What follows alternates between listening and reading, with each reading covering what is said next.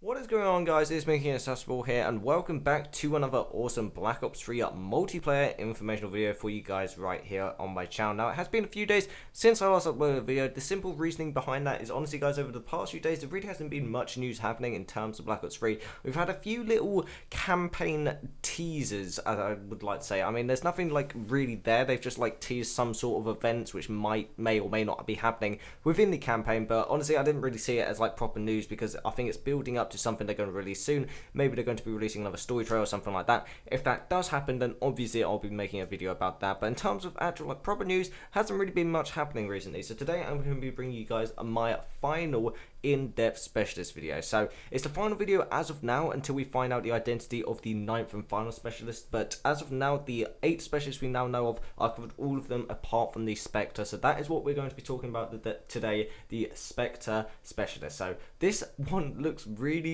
awesome, and I'm really annoyed that I didn't get to try it out at all during the beta because it unlocks a quite high level. I don't know how they're going to be changing the level that things require within the full game.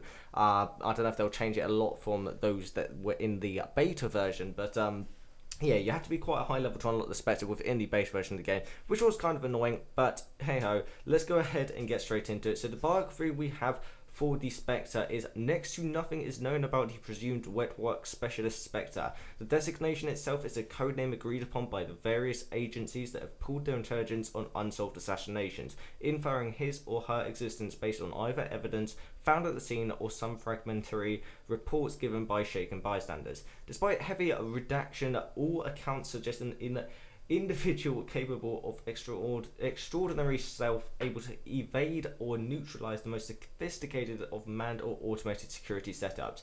In every case, Spectre's victims have been handled with surgically precise midline wounds with rarely any signs of struggle. So basically, he's some sort of weird secret agent. If I look at the name here, it says that his name is classified, so we don't actually have a name for this specialist. Basically, he's supposed to be some sort of weird secret agent, which we don't really know much about. I find it really awesome the way they give these really cool backstories to all the different specialists in the game. It actually makes it kind of exciting to play as them. It's pretty damn cool indeed. Now, the specialist weapon he has is, of course, the Ripper. Spectre deploys mono-edged twin blades before gracefully dissecting victims with lethal surgical precision. Now, I'm going to go ahead and say this looks really fun to use, but it's definitely not the most overpowered specialist ability within the game, or sorry, specialist weapon. So I've seen some gameplay of it, I haven't used it myself. What it basically does is it makes meleeing a lot more effective for the time that it's active. What it does is it will show a little red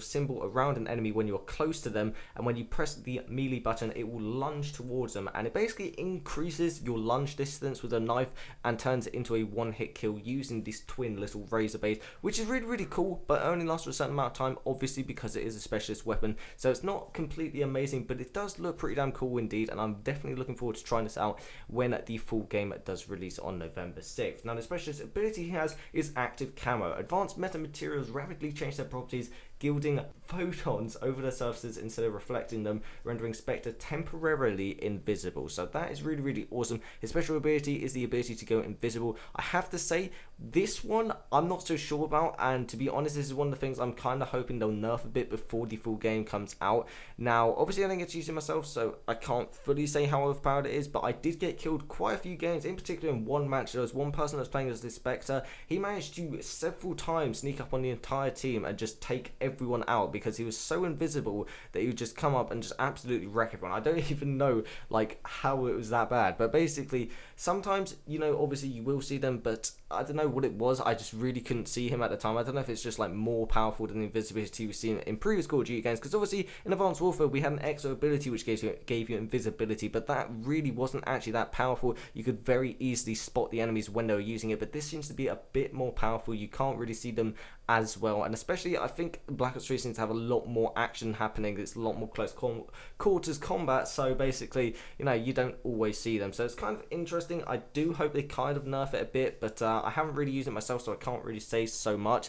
But anyway, that is the Spectre Specialist in-depth video. I really hope you have enjoyed this video. If you have, guys, please be sure to leave a like. I'm very excited to find out the identity of our 9th and final specialist within the game. I'm really hoping that intel is going to be dropped quite soon, hopefully before the game actually launches. I doubt they'll leave it until the full game is launched to reveal it to us, but obviously they'll be revealing that at some time soon within the future, so I'm looking forward to that. So make sure you're subscribing to stay up to date with everything like that on the channel. But for now, thank you guys so much for watching. I really hope you have enjoyed, and I will catch you on another video.